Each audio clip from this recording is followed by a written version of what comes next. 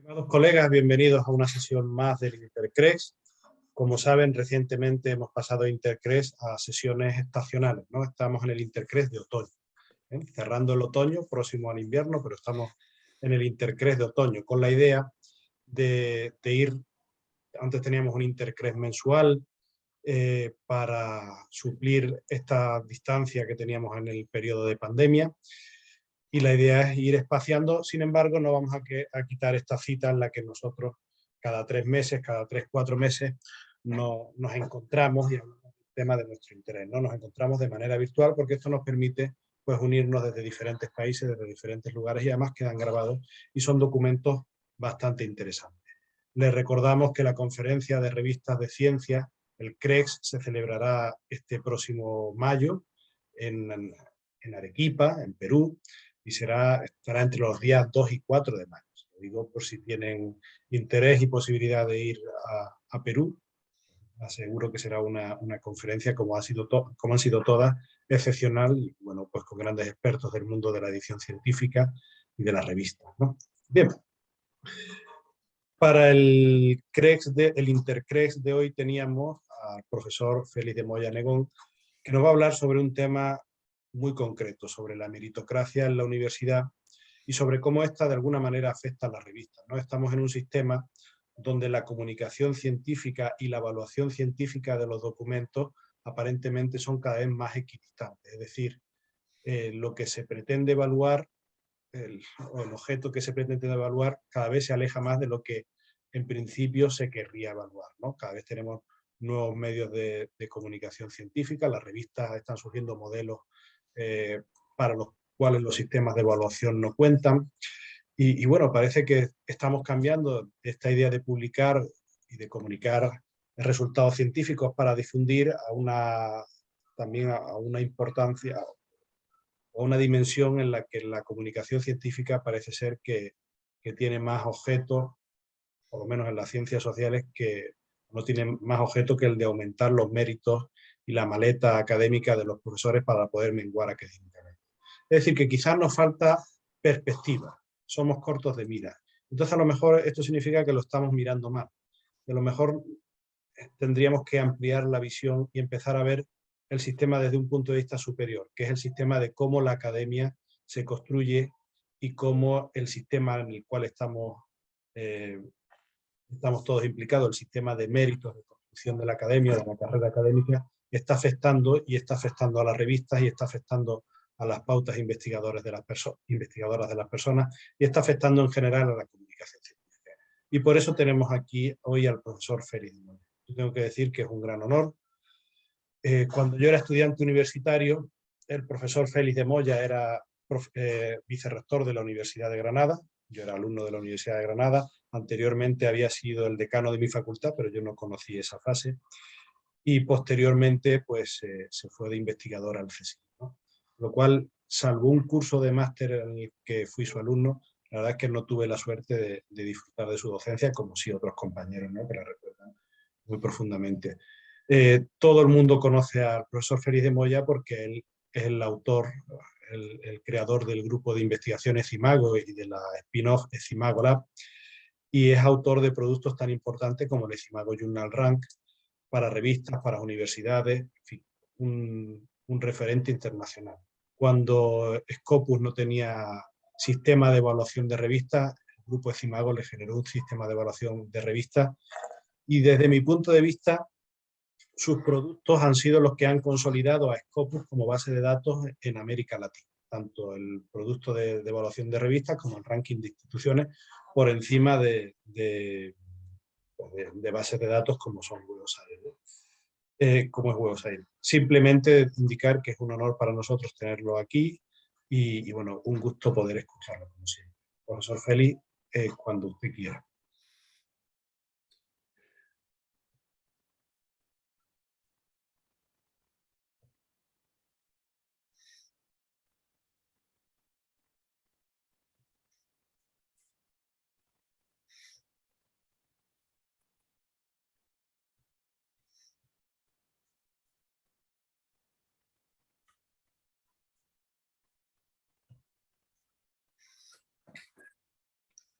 Buenas tardes. Antes que nada quiero empezar por agradecer la invitación. Yo me siento muy honrado por participar en esta edición del Intercrex y además porque se me da la oportunidad de poder hacer comentarios sobre asuntos los que he estado involucrado como investigador y también como asesor en diferentes instituciones en diferentes países. Y por tanto es un tema que a mí me es particularmente grato. Yo he tratado de hacer una reflexión que va en la línea de lo que decía Rafa hace un momento, a quien agradezco muy sinceramente sus cariñosas palabras. Unas reflexiones, como digo, que van en la línea de tratar de levantar un poco la mirada y mirar un poco más allá del día a día, de los detalles concretos en los que la comunidad académica se ve implicada en los procesos de evaluación a las que los académicos se ven sometidos y por una parte y por otra parte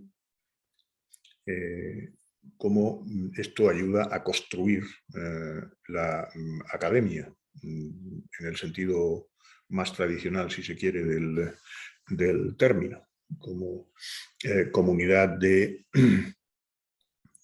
personas, de académicos y de conocimientos que se desarrollan a lo largo del tiempo, como se han venido desarrollando por siglos, desde que existen sobre todo las universidades. Este es un poco el índice de lo que yo voy a tratar. Los dos primeros puntos son muy textuales, como verán, y a partir de ahí, en la línea de lo que yo vengo haciendo en las presentaciones, es todo más gráfico o visual, si quieren, ¿no?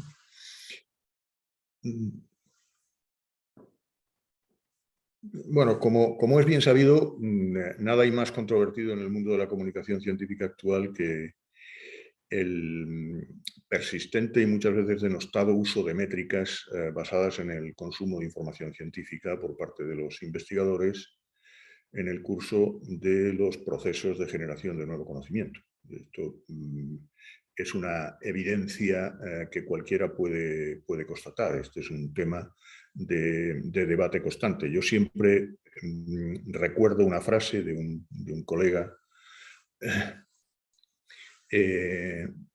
del área de biblioteconomía y documentación que dice que en realidad estos temas que relacionan comunicación científica y evaluación pues son importantes en la medida en que afectan a vidas y a haciendas de los investigadores. Probablemente, si hacemos una interpretación más bien malévola del tema, más porque impactan sobre las haciendas que sobre las vidas, ¿no? Pero en todo caso, ahí están esas influencias que tienen que ver sencillamente con el hecho de que pues, nos sometemos a evaluación en base a nuestros resultados en forma de publicaciones. Por eso existe una reacción antimétrica y que yo entiendo que es paralela al rechazo general que en determinadas capas de la sociedad se hace de la meritocracia. No tengo ocasión aquí de extenderme demasiado en este tema, pero a mí me pareció siempre muy sugestivo para entender bien este asunto la obra de Michael Sandel sobre la meritocracia específicamente y cómo contrapone meritocracia y bien común, el filósofo de Harvard, ¿no? Es interesante porque en realidad para muchas personas parece muy obvio que la meritocracia no solo existe, sino que además es absolutamente necesaria. Es decir, esta idea de que alguien que se esfuerza termina consiguiendo aquello que se propone es una idea que para muchos resulta atractiva. Yo creo que tiene bastantes contraindicaciones. Michael Sandel lo plantea de manera más radical. Lo que él termina diciendo es que meritocracia y bien común son en sí mismas contradictorias. Y por tanto, si el sistema de la autoría en el que se basan los procesos de evaluación del conocimiento es un sistema básicamente meritocrático, pues tenemos que mirarlo desde ese punto de vista. Y lo que tendremos que hacer, naturalmente, es analizar cuáles son las consecuencias de un sistema meritocrático que además está basado en métricas. Como trataré de analizar después.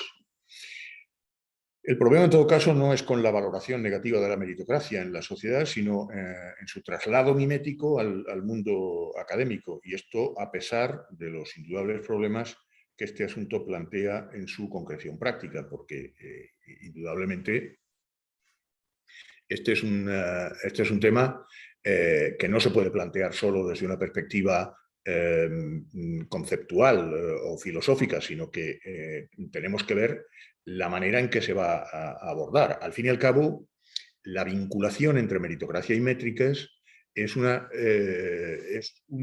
resultado de un proceso que se da a partir del momento en que las comunidades académicas o científicas, sobre todo desde ciertas áreas, creen haber encontrado una solución para medir los resultados de los procesos de generación de conocimiento.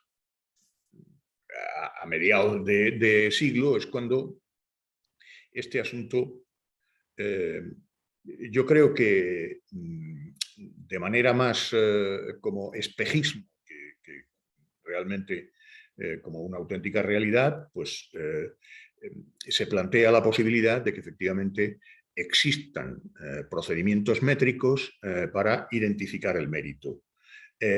Probablemente esto, como mencionaré ahora después, no surgió con esta finalidad.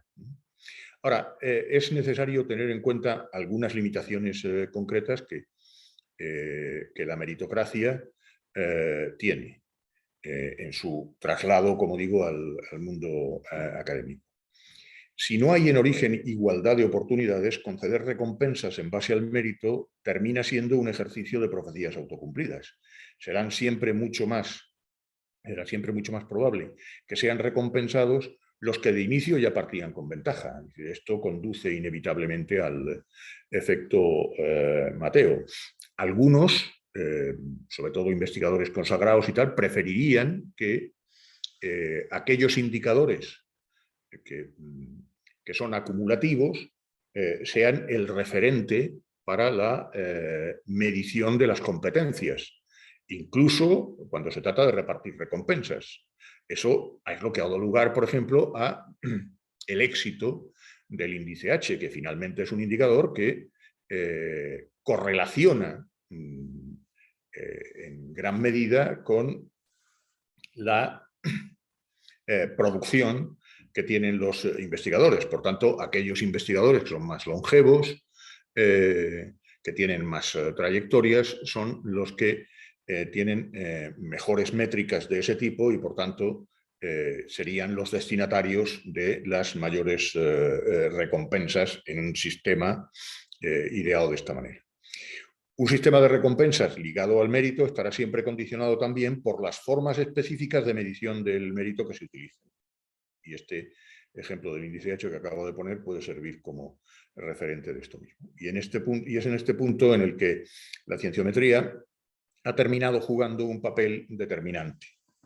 La política pública de ciencia y tecnología encontró en la cienciometría el aliado perfecto en materia de asignación de recompensas. Pero es importante no olvidar que las publicaciones periódicas en las que se basaban las métricas de la cienciometría o de la bibliometría, si quieren mejor utilizar ese nombre, se convirtieron,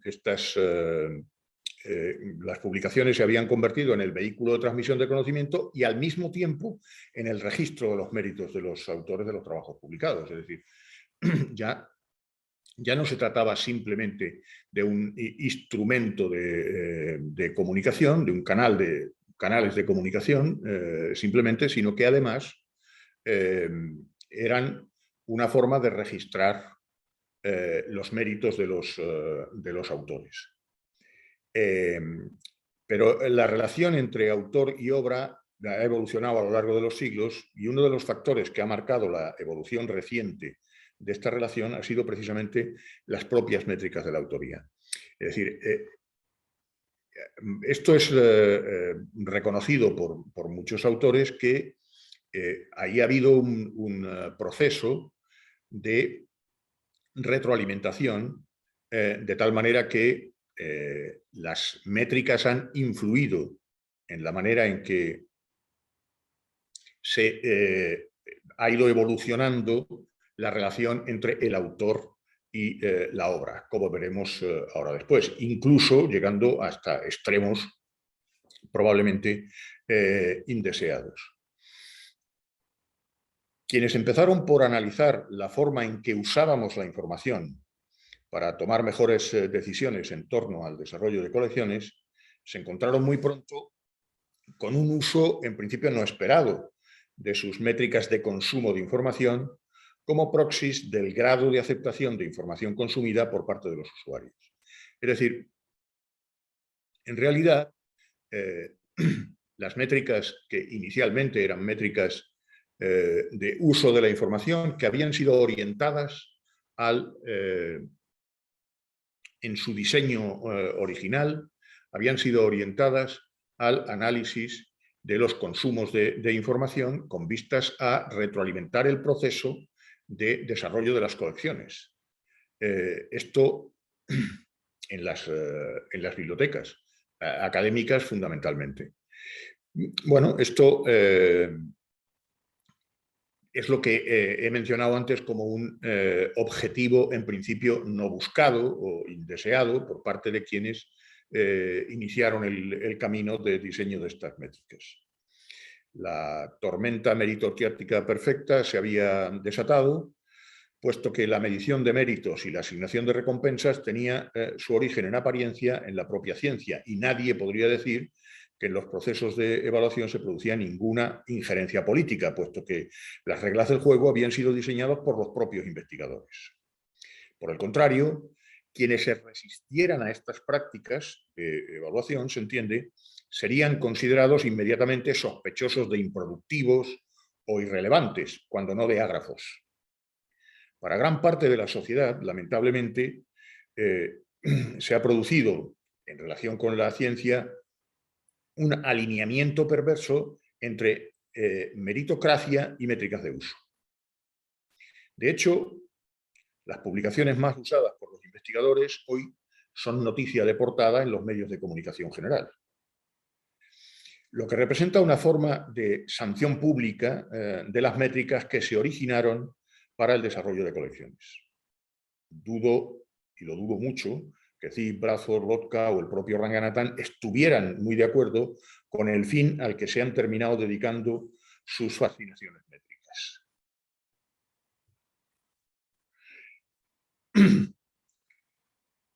Todo este constructo meritocrático, académico-científico, orientado fundamentalmente a la evaluación de la investigación, además ha tenido una consecuencia que lo hace más perverso respecto de su origen.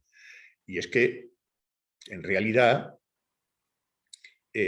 esta relación entre métricas y mérito debiera estar circunscrita, en el mejor de los casos, en el mejor de los casos, solo al ámbito de la investigación, no a otros ámbitos que tienen que ver con las otras misiones sustantivas de las instituciones académicas, ¿no? Bueno, en todo caso, esto es lo que hizo en un momento determinado, este estado de cosas hizo que se desarrollara lo que se ha dado en llamar la cultura ISI. Y esto dio lugar, a su vez, a la construcción de las primeras bases de datos con esta orientación. Pero desde el primer momento se empezaron a establecer diferencias entre las humanidades y algunas ciencias sociales y las llamadas STEM, las ciencias básicas y las ciencias de la salud, incluso las ingenierías. Mientras que los investigadores de las primeras no se veían representados adecuadamente por las métricas basadas en el uso de la información, los segundos no tanto. Pero lo que en cualquier caso se abrió paso paulatinamente en el mundo de la ciencia es el hecho de que las publicaciones de carácter científico jugaban un papel esencial como hitos de actividad generadora de conocimiento de los investigadores y, por tanto, que el fenómeno de la autoría era capital en la asignación de reconocimientos y recompensas. Fue a partir de entonces que las medidas de citación e impacto se convirtieron en las bestias negras de muchos de los investigadores de humanidades y ciencias sociales.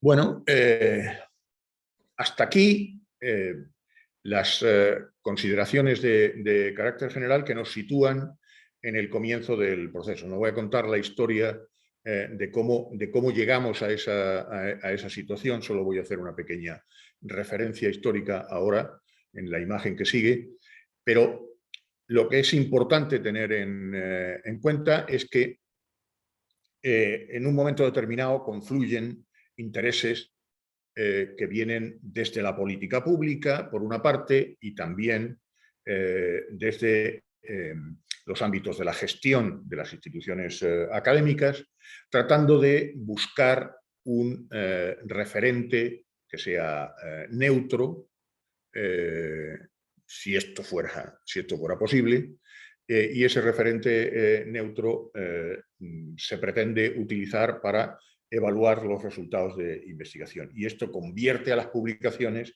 en el foco de todos los problemas relativos a la asignación de recompensas en el mundo académico. El desarrollo de las carreras, la asignación de recursos para el desarrollo de investigaciones,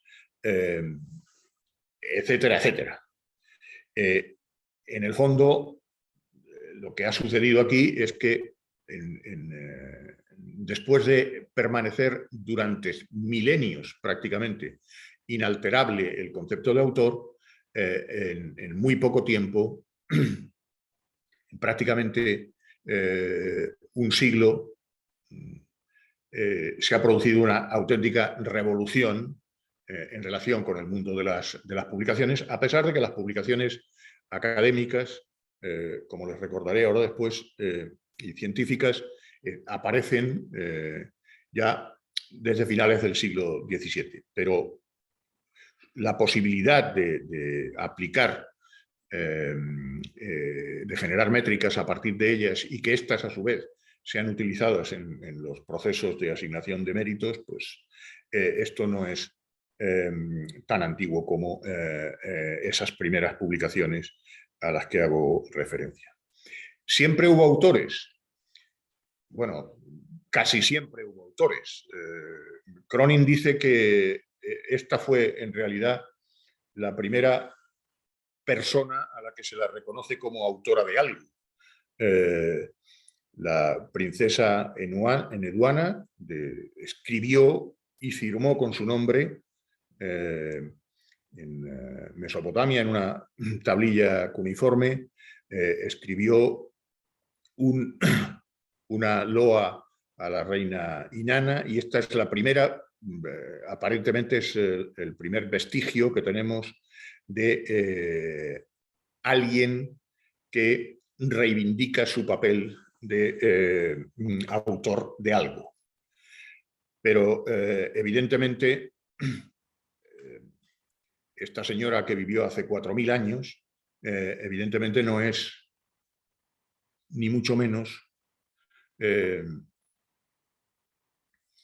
referente que tenemos que utilizar para los problemas que tenemos ahora con la autoría.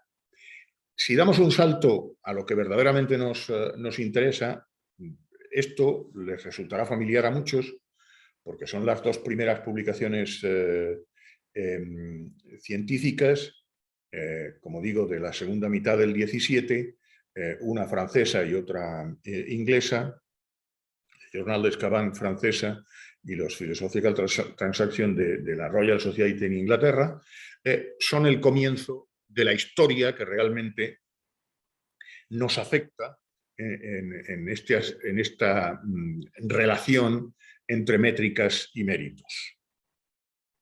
Estas primeras publicaciones no se parecían mucho a las publicaciones actuales, pero son el germen de estas publicaciones actuales. De hecho, los autores no eran, como tales, no eran tan importantes en estas revistas. No existe el byline del trabajo en el sentido en que lo entendemos hoy.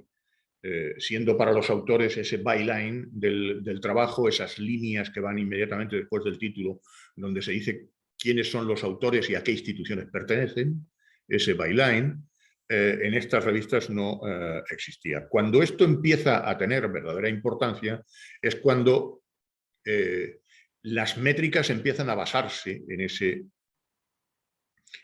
esa parte del documento que llamamos trabajo de investigación.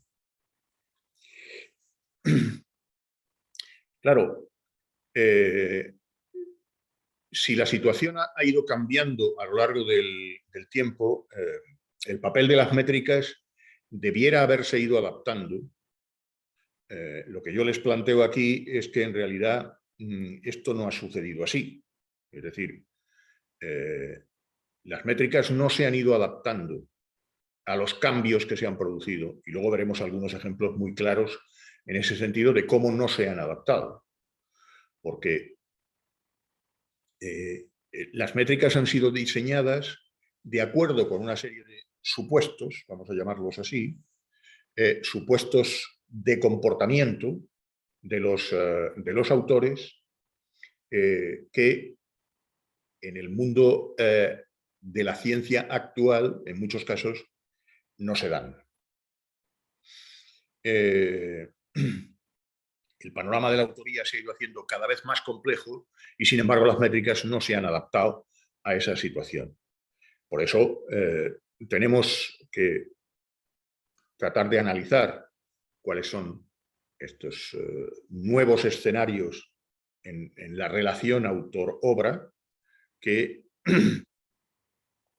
dan lugar, como pueden imaginar, a muchos retos en el mundo de las métricas, muchos más en el mundo de la evaluación de la investigación.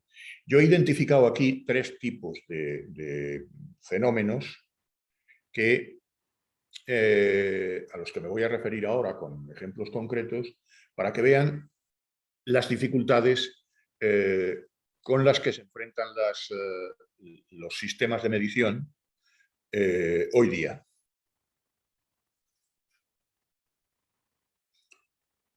El nepotismo académico. Solo os voy a poner un ejemplo de esto, pero creo que es bien significativo. La foto no hace referencia en absoluto al caso concreto, es simplemente atrezzo. Hace algunos años, la verdad que no muchos, el Korean Journal, que es una revista coreana, de Corea del Sur, obviamente, publicó una noticia haciendo referencia a que desde hacía años algunos profesores muy prestigiosos de algunas universidades coreanas venían utilizando la práctica de poner como coautores a sus hijos menores de edad en sus trabajos de investigación para tratar de construirles un currículum de cara al futuro, se supone. En principio, el objetivo parecía ser que los hijos de estos investigadores pudieran tener más facilidad para acceder a plazas de las mejores universidades coreanas. El sistema de selección era muy estricto, es muy estricto en Corea, y los méritos acumulados por los estudiantes preuniversitarios eran muy valorados en los procesos de selección para acceder a esas universidades. Y de paso, una vez que se iniciaba en los estudios universitarios estos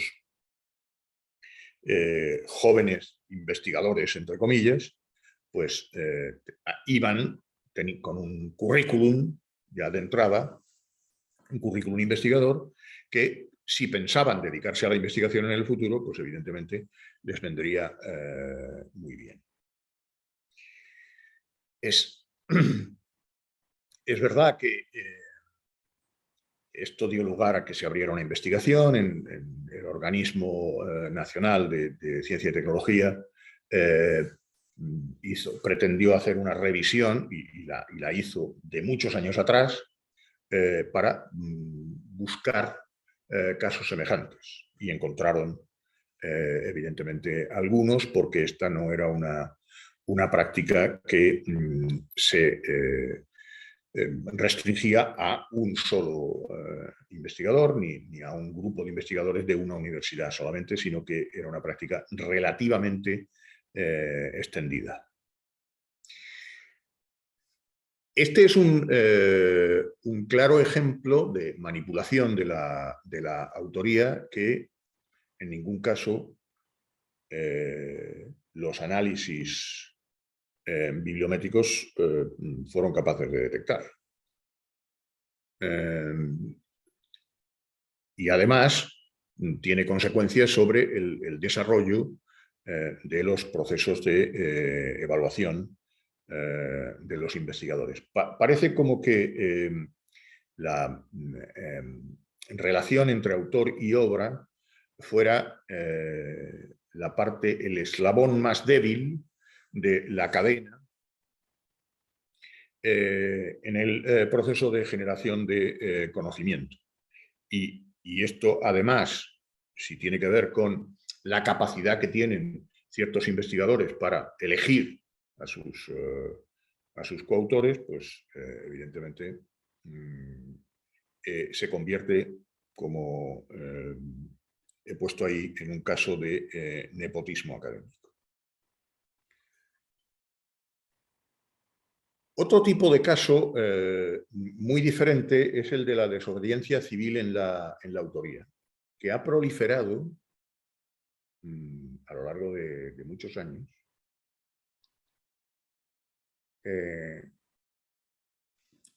Fundamentalmente porque hay investigadores que están en desacuerdo con las métricas de la ciencia y con los procedimientos también de evaluación de las revistas. Y entonces han dado lugar a actitudes que lo que pretenden es demostrar que los procesos de revisión por pares no funcionan bien y que las métricas de la ciencia basadas en autorías pues tienen defectos. Y se entra en procesos de lo que podríamos llamar, un poco eufemísticamente, desobediencia civil en la autoría. Y les voy a poner aquí algunos casos. Eso es una caja de cables. algún grupo de investigación en Alemania utilizó el nombre Kabelkraft como nombre de autor en sus trabajos, como consecuencia de sus desacuerdos, eran investigadores en el campo de la informática, de sus desacuerdos con las revisiones que habían recibido de sus trabajos anteriores.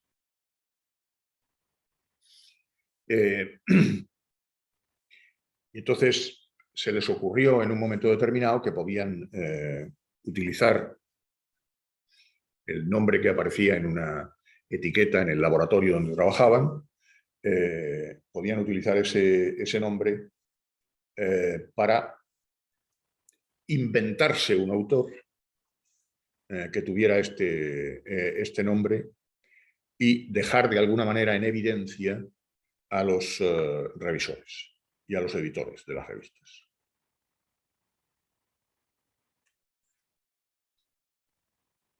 De esto no he encontrado una imagen. Es una expresión en italiano, stronzo bestiale, que debe significar algo así como un grandísimo imbécil o un imbécil bestial o algo parecido. Aparece, está todavía en las bases de datos, se puede encontrar y es un mensaje que incluye este grupo de física, incluyen esta denominación como mensaje también al sistema de revisión por pares y a las métricas basadas en la autoría. Esto quizá a alguno le llame la atención, pero esta señorita es la conocida actriz Natalie Portman, que aparece como coautora de algún trabajo con su nombre de soltera. Evidentemente nunca se ha dedicado a la investigación, pero ha sido incluida por los autores de algún trabajo por razones que ellos sabrán cuáles son, pero también está en las bases de datos. Una historia ligeramente diferente, pero que ha dado lugar a una situación parecida, es que Colin Firth, el famoso actor inglés del Discurso del Rey y otras películas similares, y las de Bridget Jones y tal, también ha sido coautor de un trabajo precisamente de neurociencias. Y aparece como coautor de un trabajo de neurociencias como consecuencia de que invitaron a un programa de televisión del que él era presentador a un neurocientífico y a él se le ocurrió preguntarle si era posible identificar, por escáneres cerebrales y tal, era posible identificar si una persona iba a votar a un partido o a otro. Y entonces al neurocientífico le pareció una idea muy interesante. Evidentemente no culminaron con éxito la investigación al parecer, pero dio lugar a que avanzaran en una determinada línea en la investigación y para rendirle un cierto homenaje por la idea que había tenido, lo pusieron como coautor de alguno de sus trabajos. En este caso, la desobediencia civil no tenía mensaje implícito, sino simplemente, o por lo menos no de contestación al sistema. Otro que sí tenía mensaje de contestación al sistema es lo que fue probablemente el detonante de todo este proceso de desobediencia civil, es el famoso caso de el hámster, autor de varios trabajos. Hamster, separado, y Hams como si fuera un acrónimo, con puntos en medio entre las letras, y que permaneció oculto como si fuera realmente el nombre de una persona, durante mucho tiempo, hasta que su autor desveló la procedencia del nombre. Y era claramente un tributo a su hámster, pero con la intención de demostrar que en el proceso de revisión ese tipo de cosas pasaban desapercibidas, por lo menos en aquel momento. Como verán, entonces, hay situaciones diversas, pero mayoritariamente se trata de unos casos de desobediencia respecto del funcionamiento normal del sistema, con la intención de que se pueda corregir defectos del sistema. Evidentemente, los editores han desarrollado diferentes procedimientos, desde luego no siempre con éxito, ¿no? Uno de ellos tiene que ver justamente con la identificación de cuáles son las tareas que realizan cada uno de los autores. El tercero de los problemas tiene que ver con esto, que supongo que es de dominio público. Los trabajos hiperautorados que han proliferado en los últimos años, sobre todo a partir del año 2010, entre el 10 y el 12, empezaron a crecer significativamente los trabajos que tenían incluso más de 1000 autores. Se daban fundamentalmente en el campo de la física de altas energías en relación con los macroproyectos del CERN. Ahí había dos proyectos, el proyecto Atlas y el proyecto CMS, que incluso en algún momento publican los grupos que hay detrás de cada uno de esos proyectos, publican conjuntamente. Y esto ha dado lugar a trabajos como digo, de miles de autores. El problema es que en la medida en que el trabajo, o sea, la autoría es un mecanismo de reconocimiento, pues esto se convertía en un auténtico problema, porque estos trabajos con miles de autores, si se utilizaba el sistema de recuento fraccionado de las autorías, los méritos de trabajos que algunos de ellos eran realmente muy importantes, pues como por ejemplo los del bosón de Higgs, pues esos trabajos, si se hacía un fraccionamiento del mérito por el número de autores, evidentemente el resultado para cada autor era ridículo. Y si no se hacía, entonces el resultado para cada uno de los autores podía ser excesivo. Y además esos trabajos han ido, como digo, creciendo. Ahora veremos algunos números. Y hay algún otro detalle importante que tenemos que tener en cuenta, ¿no?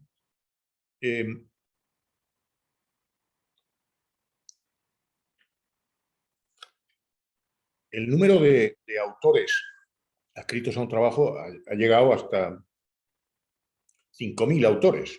De hecho, eso se ha convertido en esta nota de Nature. Y en esa nota de Nature, no la he podido poner completa, y en el recorte este de la derecha, fíjense que dice aquí: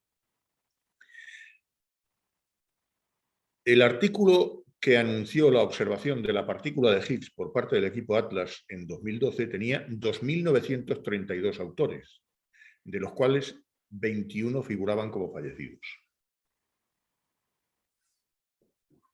Realmente esto representa un problema en la medida en que es muy posible que el concepto de autor del trabajo, que se supone que está ligado a las contribuciones intelectuales que esas personas han hecho en relación con el trabajo específico, probablemente esa asociación entre contribución intelectual y autoría no sea del todo aplicable en ese tipo de casos. Y que las circunstancias que dan lugar a que una persona termine siendo coautor de uno de estos trabajos probablemente no tienen que ver solo con esas contribuciones intelectuales, sino que hay otros posibles roles, no necesariamente en relación con el trabajo específico, sino con la pertenencia al grupo que viene trabajando en el macroproyecto, y que esas personas entienden que su aparición como coautores es una forma de reconocimiento, de recompensa, por la aportación que ellos han hecho al grupo en general, sin necesidad de haber contribuido específicamente al trabajo en cuestión. Y esto lo digo porque si uno compara unos trabajos con otros, ve que el número de coautores de unos trabajos a otros permanece bastante estable. Lo que quiere decir que muy posiblemente ahí hay un reparto de roles que excede el ámbito del trabajo concreto. Bueno, y ahora algunas evidencias finales antes de las conclusiones. Esta es la evolución de la producción total en el mundo. Básicamente, lo que ha sucedido entre el año 2003 y el año 2021, que es el periodo que he elegido aquí como referencia, las dos curvas es porque uno es la producción total y el otro es la producción primaria. Básicamente, artículos, reviews, conference papers, esos tres tipos de documentos. Y viene a ser en los últimos años como el 97% de la producción total, esa producción primaria. Es decir, la producción ha venido creciendo de manera regular en todo este periodo. Y esta es la forma en que ha evolucionado la tasa de coautoría. En el año 2003, el promedio de autores en los trabajos de producción primaria era 3,75. Y en el año 2021, 5,33. La tasa de coautoría ha crecido de manera regular. Pero, claro, esto hay que verlo tratando de diferenciar qué es lo que ha pasado con los diferentes tipos de trabajos y qué es lo que ha pasado en los diferentes ámbitos temáticos. A lo que se ve, los trabajos entre 1 y 10 autores han decrecido. Cada uno lo puede ver como quiera. Yo creo que es un decrecimiento significativo, teniendo en cuenta que había una proporción de casi el 98% de trabajos entre 1 y 10 autores en el año 2003, y eso desciende a 93,5%, ¿no? Mientras que en el caso de los trabajos de entre 11 y 100 autores, ahí es donde se produce el crecimiento mayor, porque se multiplica por 3 prácticamente el número de trabajos con esas tasas de coautoría. El número de trabajos con más de 1.000 autores respecto del total de la producción mundial evidentemente es pequeño, pero influyen mucho en en la conceptualización del rol de los autores. Esto es lo que pasa en el nivel ese que apenas se ve en la gráfica anterior de la evolución de la coautoría entre 11 y 100. Este es el porcentaje de trabajos entre 11 y 100 autores. Y este es el porcentaje entre 101 y 1000 desde el año 2012 se produce ahí un crecimiento que tiene que ver con esos trabajos de física de altas energías. Los que tienen más de 1000, como verán, prácticamente no existían hasta el 2010 y ahí a partir del 10 empiezan a crecer. Evidentemente aquí se producen muchas oscilaciones porque todo depende de si los proyectos avanzan o no avanzan, si hay recursos para continuar con esos proyectos o esos proyectos terminan y no empiezan otros, en fin. Esto influye en la evolución de este tipo de trabajos. Si miramos esto por áreas, entre el 2003 y el 2021, pues este es el resultado. En realidad, todas las áreas han crecido en número de coautores, todas, sin excepción. Si hubiéramos puesto los años intermedios, lo que pasa es que, como hay tantas líneas, pues eso complica un poco el gráfico, pero por eso he puesto solo la primera y la última. Si hubiéramos puesto los años intermedios, pues se ven pequeñas oscilaciones, pero finalmente con esas tendencias que aparecen ahí. Evidentemente, lo que menos ha crecido ha sido la tasa de coautoría en arte y humanidades, que no llegaba ni siquiera a 2, era 1 y pico en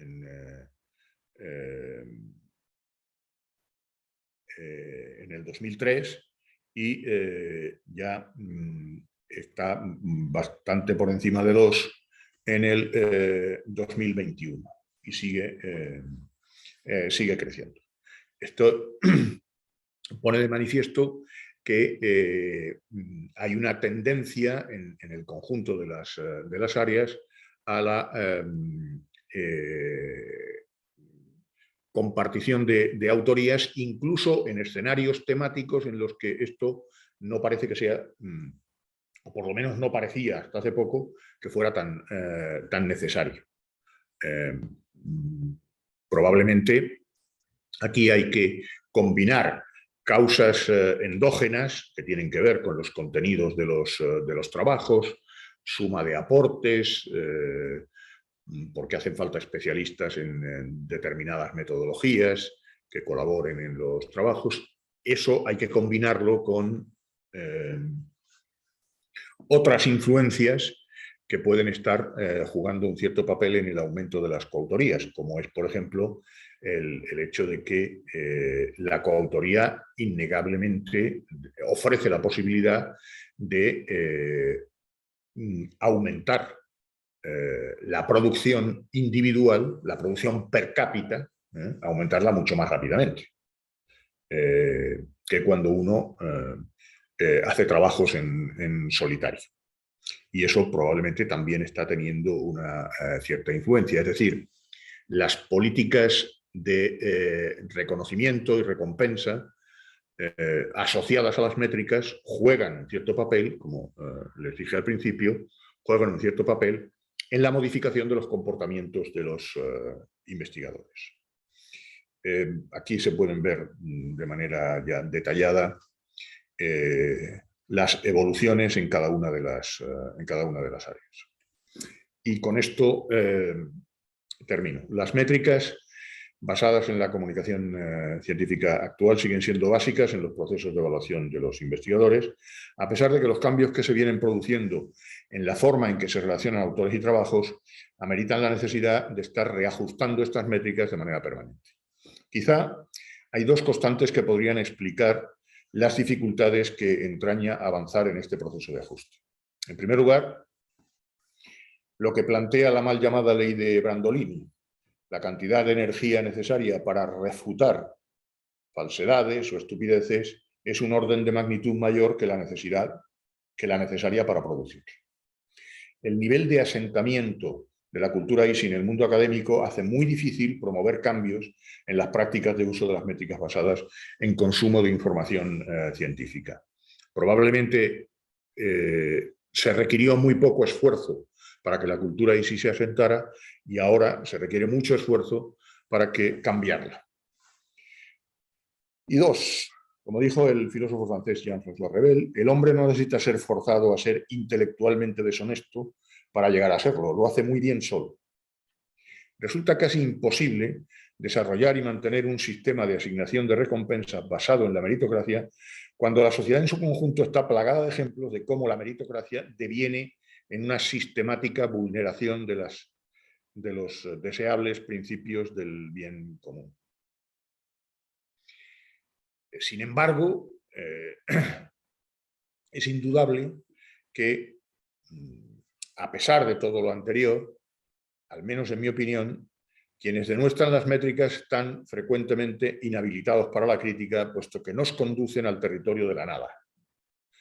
Parecen debatirse en la permanente contradicción entre negar las métricas al uso y afirmar la meritocracia basada en no se sabe qué.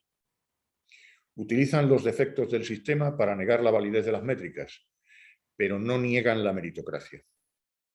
Parecen necesitar referentes intelectuales en la academia, pero niegan la factibilidad de la medición como instrumento para objetivar la excelencia.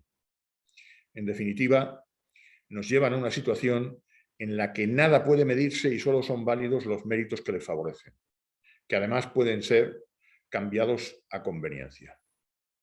Como dijo Torrellón, Psicología Abierta, algunos cultivan dudas para apuntalar conveniencias. Muchas gracias. Muchas gracias a usted, profesor. Una lección magistral, soberbia. Qué gusto que esto lo estamos grabando y lo podremos ver una y otra vez. Bueno, si alguien quiere hacer alguna pregunta, que lo escriba a través del chat y yo la elevaré al profesor Moyanego, con todo gusto. Parece que efectivamente en los proyectos estos de alta energía, cuando te contratan en el CER, llegas, te dan tu plaza de aparcamiento y te dejan también una plaza para firmar en todos los artículos donde vas a estar metido, ¿no? Hay como un trabajo en serie tal. Yo tengo bastantes preguntas. Mientras escriben en el chat, yo creo que el problema ahora del mérito es que el mérito se eleva al cuadrado porque somos muy buenos. Y ya sabes que lo que se eleva al cuadrado nunca es negativo. Entonces el demérito elevado al cuadrado al final se convierte en un mérito. Es decir, el número 0 es una abstracción. No existe. Y el número negativo, ni mucho menos. A lo que me refiero es que conozco deméritos conocidos y plausibles en producción científica que no se le tiene en cuenta, o incluso en otros méritos. Conozco el caso de uno que estuvo al frente de un instituto importante y cuando salió, pues denunciaron mala gestión y efectivamente había mala gestión, fueron a juicio y había de todo tipo, ¿no? Una cosa tremenda. Bueno, pues este señor, con ese mérito y poco más, fue y le dieron un sexenio de transferencia. Porque parece que el de mérito no funciona. Yo creería que si me nombrasen, nombrasen persona non grata en la Complutense y eso se lo presentase a la Agencia Evaluadora Española, me daría algún punto. Porque son incapaces las agencias de valorar como cero, todo tiene que tener algún tipo de puntuación y mucho menos son incapaces de penalizar. Tenemos un sistema que no penaliza. Por ejemplo, tenemos alguna métrica que tiene factores de corrección y no se usa, ¿no? Algo tan simple como el índice H sin las autocitas, que es muy importante. De hecho, si ahora cogemos el ranking este que ha sacado Isidro y vemos a los autores, veremos que de los principales autores hay gente que tiene unos índices de autocitas elevadísimos. Esto no se usa, ¿no? Los índices H sin las autocitas, o por ejemplo, una cosa muy interesante, ¿cuál es el índice H de una persona si le quitamos los trabajos de su director de tesis? Los trabajos en común. Porque claro, ya se sabe que bajo las alas del director de tesis, cuando los directores son buenos, como es el caso del profesor Moyanego, pues surgen gente muy buena, que después, cuando tienen que trabajar de manera autónoma, no es así, ¿no? En fin, yo no sé cuál es su opinión, profesor, pero yo creería que el problema de los sistemas de evaluación es que no hay nadie que cobre por dar malas noticias, no hay nadie que cobre por la responsabilidad, por tomar decisiones negativas y por penalizar a la gente. Igual que ya estamos en la universidad, en los colegios, en los institutos, ya nadie cobra, los profesores no les complican la vida por suspender a los alumnos y al final la dinámica general, porque además el gobierno también es pasar al alumno, pasarle la mano Dice, oye, pues mira, no me pagan lo suficiente como para enfrentarme no solamente al alumno, sino a los padres del alumno y a un sistema, a un inspector de educación que va a venir aquí a obligarme a que le pase la mano al alumno. Pero es que parece que esa dinámica la tenemos en ciencia y eso está haciendo que cada vez tengamos unas cifras mejores sobre los números, pero la realidad es la misma de siempre o incluso peor. Es decir, antes aprobaban un 60, un 70% de selectividad, ahora aprueban en torno al 92%. Antes aprobaban un 60% los sesenios de investigación, ahora aprueban en torno al 92% de lo que se presenta. ¿Tenemos mejores investigadores? No. Lo que tenemos es un sistema que evalúa el mérito, pero es incapaz de evaluar el demérito. Y como parece que el demérito lo eleva al cuadrado, al final el demérito se evalúa como mérito. ¿Cuál piensa que es el problema de esta dimensión? Mientras tanto, por favor, si alguien tiene alguna pregunta. Yo tengo la impresión de que, en realidad, si hiciéramos una encuesta entre los académicos de las universidades y les preguntáramos si prefieren la promoción por antigüedad, como en el ejército, o la promoción por mérito, identificable, y luego pues sería necesario un cierto consenso en cuanto al método de identificación del mérito, pero en principio con unas reglas del juego claras, yo tengo la impresión de que ganaría por goleada la primera opción. Eso es muy lamentable, ¿no? Es decir, cuando tuvimos la guerra civil en España se enfrentaron dos ejércitos. El ejército del mérito por antigüedad y el ejército de los africanistas, que era el mérito, y claramente ganaron los africanistas, ¿no? Que eran los que tenían experiencia en batalla, experiencia militar y por tanto los que eran mejores militares. Y es algo parecido a lo que le sucedió a Alemania en la Primera y la Segunda Guerra Mundial, que te encontrabas a los generales franceses que eran octogenarios. Y entonces te encontrabas un grupo de octogenarios donde Petén era el más joven y te das cuenta y dices, bueno, pues estaban llevando unas estrategias militares del siglo XIX, ¿no? Que no se, pues que están muy alejadas de la realidad, pero claro, esta dimensión, esta visión de que la antigüedad, este es un problema del mérito, la no relativización con la antigüedad. Tú te presentas a una plaza y se presenta alguien que tiene 5 años menos que tú y obviamente esa persona que tiene 5 años menos que tú en la carrera académica tiene menos posibilidades, ¿no? Es decir, que hay que relativizar. Esto es como si tuviésemos un equipo de fútbol. Oye, pues por regla de 3, por palmarés, tendría sentido contratar a Emilio Butragueño. Pero mire, Emilio, la realidad de una persona presente es lo que ha hecho el último año, los 2 últimos años, los 5 últimos años. Pero tú no puedes coger los 30 años de una carrera de una persona, porque lo mismo la persona que vas a contratar ya no tiene ese rendimiento, ha cambiado, ¿no? Han cambiado sus circunstancias personales, lo que sea. Ese también es otro problema del mérito. Cuando tú contratas a una... Esto en las privadas lo tienen más claro, pero en las públicas, por esa filosofía que introducen los sindicatos, cuya idea de que efectivamente al final de la carrera de uno todo el mundo sea catedrático, es decir, que reciba el máximo sueldo y tal, funciona bien para una cuestión que es importante, que es que las personas tienen que tener un buen sueldo y en la universidad los profesores universitarios tienen que tener un buen sueldo que justifique tanto sacrificio, el haber hecho una tesis doctoral, cosa que otras carreras no, y demás cuestiones, pero también es cierto que eso hace que la calidad y la distinción de la calidad entre los profesores sea menor y hace también que los profesores pues, al final digan, yo para qué voy a diferenciarme, voy a poner mis dones y mis virtudes en prácticas y al final esto es una cuestión de esperar. Sí. Supongo que esto también lo que en definitiva termina poniendo de manifiesto es que la mayoría de los académicos consideran que existe una preeminencia de la función sustantiva docente respecto de la investigación. Hay muchos profesores que piensan que realmente haber estado con probidad dando sus clases y sacando adelante a los estudiantes y tal, aunque no hayan hecho demasiado en el tema de investigación, pues justifica el que ellos se puedan promocionar en la carrera académica. No es ese el concepto de profesor que, por lo menos en las universidades norteamericanas y europeas y tal, pues existe, ¿no? Porque los profesores se supone que somos profesionales complejos, capaces de desarrollar actividades al menos en relación con las 3 misiones sustantivas de la universidad y, por tanto, y además unas repercuten en las otras, ¿no? Pero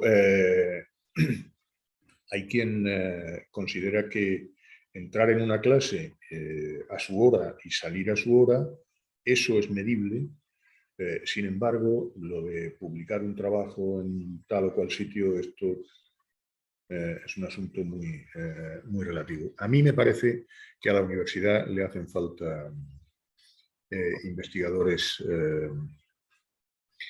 que terminen trabajando en los diferentes ámbitos universitarios y la investigación es tan importante como cualquiera otra de las misiones sustantivas.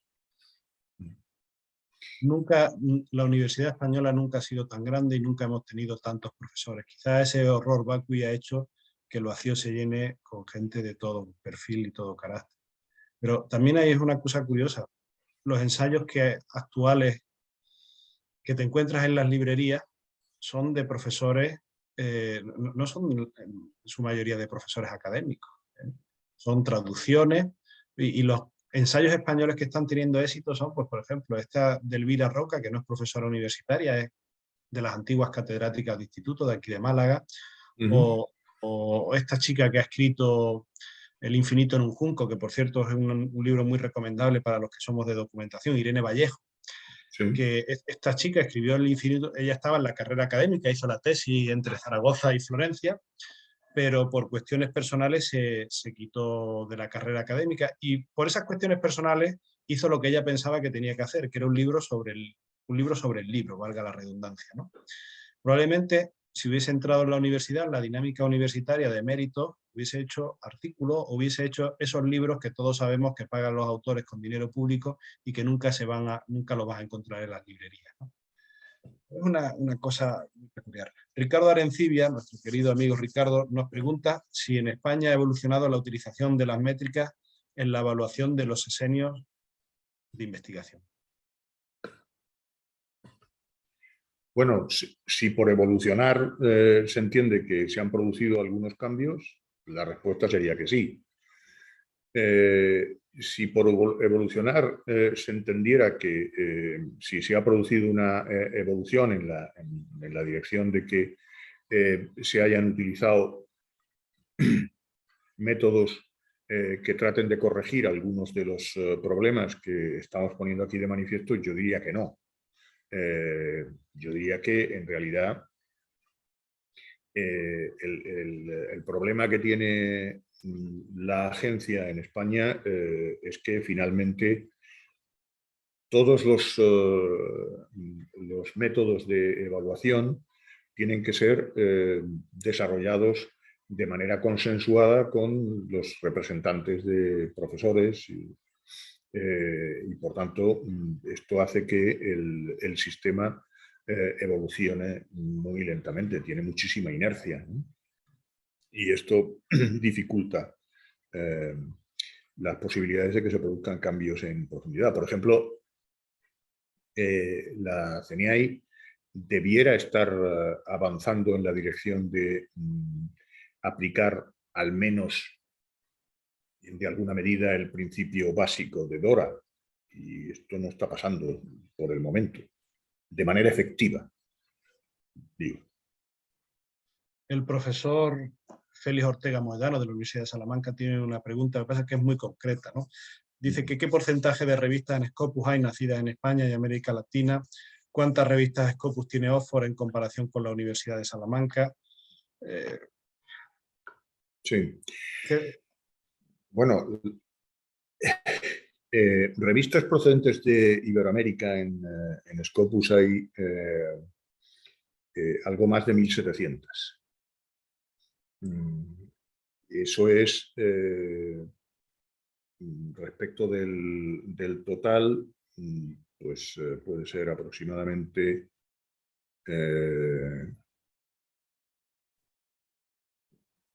como el 6 o el 7% del total. Lo que ocurre es que aquí hay dos factores que es preciso no perder de vista. Primero de los factores es que el mundo iberoamericano no tiene industria editorial propiamente dicha. Lo que tiene son revistas de instituciones académicas y, en el mejor de los casos, en muchos menos casos, de sociedades científicas. Mientras que en otros países, sobre todo entre los 4 primeros países en cuanto a publicaciones científicas en el mundo, que son Estados Unidos, Inglaterra, Holanda y Alemania, pues reúnen, con independencia de cuál sea la cobertura de Scopus, aproximadamente 2/3 de las publicaciones científicas en el mundo. Entonces, esto no es un problema de si tenemos o no tenemos revistas. En primer lugar, es un problema de que nosotros no tenemos industria editorial de publicaciones académicas, y hay otros países que sí las tienen, y no de ahora, sino desde hace siglos, ¿no? Porque los señores de Elsevier, yo lo he dicho ya en alguna ocasión, y me viene bien que pregunte a alguien de la Universidad de Salamanca, porque la última vez que lo dije, que fue precisamente en el CREF de León, dije que los señores de Elsevier le editaban los libros a Copérnico, y desde entonces se dedican a este negocio editorial. Y entonces alguien me dijo, bueno, y nosotros en la Universidad de Salamanca a Nebrija. Sí, pero claro, no es lo mismo tener una industria editorial que vive de los recursos que consigue, que son espectaculares además, excesivos en mi opinión, que en una institución pública donde los criterios, en la medida en que los procesos editoriales están vinculados al presupuesto, pues son de otra manera. Por tanto, yo creo que no son situaciones comparables. Hay un sesgo enorme en el mundo en cuanto a la cantidad de publicaciones y el valor que tienen esas publicaciones, ¿no? El otro día miraba a ver cuánta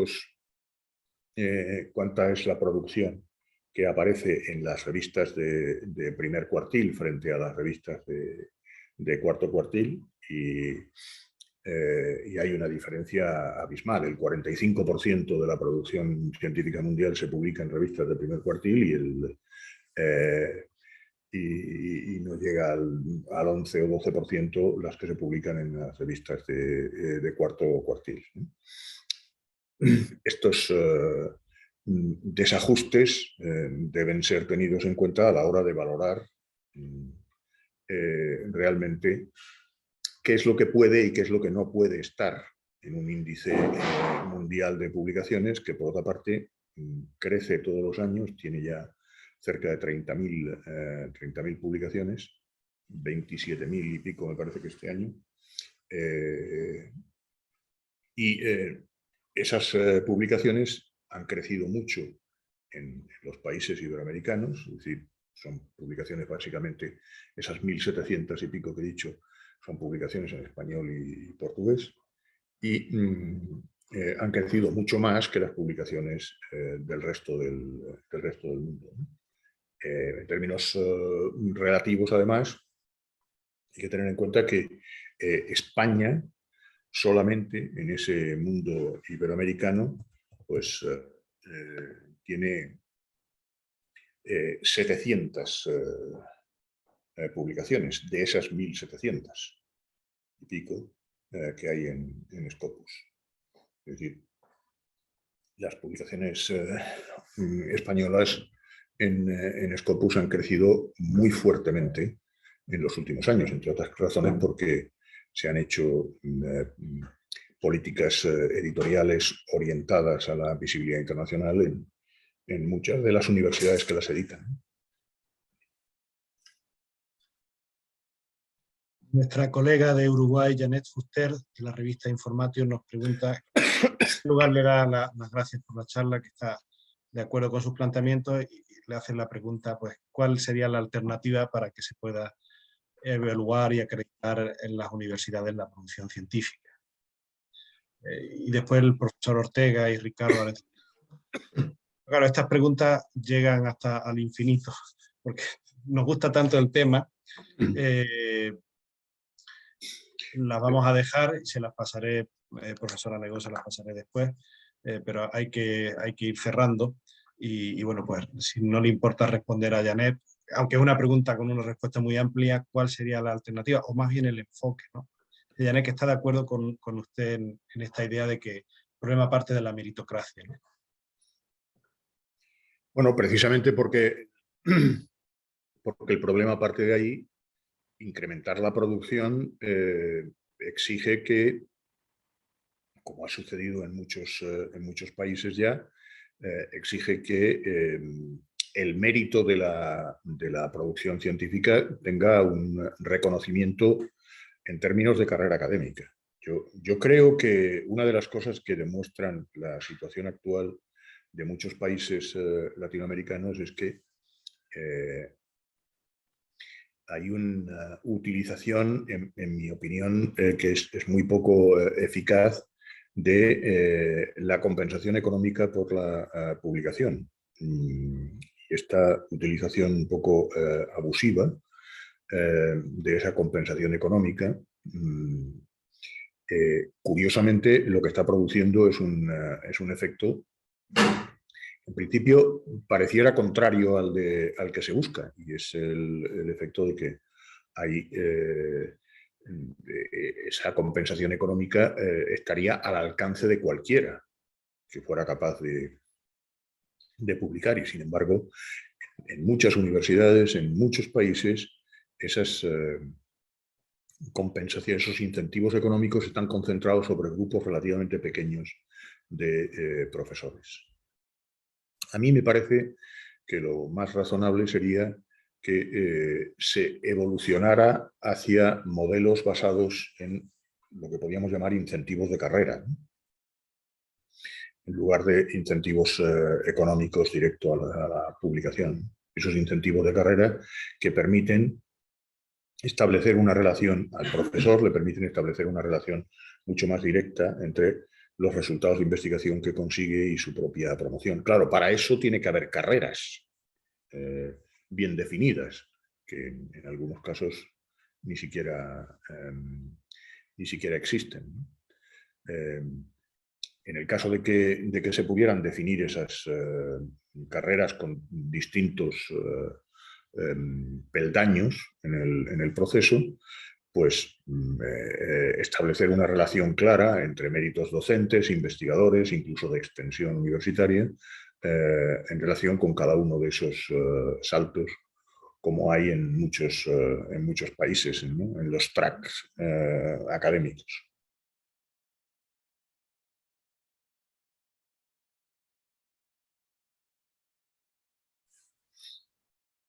Bueno, pues muchísimas gracias. Para profundizar tenemos la conferencia CREX, que este año será en Perú, en Arequipa. Y bueno, pues les animo a que se inscriban, a que aprovechen estos días para tener estas y otras charlas, bueno, charlas tan interesantes, y para compartir unos días con los académicos, los investigadores que nos interesan estos temas sobre la comunicación científica y la evaluación científica. Muchísimas gracias, profesor Félix de Moya Negón, por la generosidad al haber participado en este foro, y nos veremos ya en el Intercrex de invierno, que será más bien para enero o febrero. Un fuerte abrazo y gracias a todos.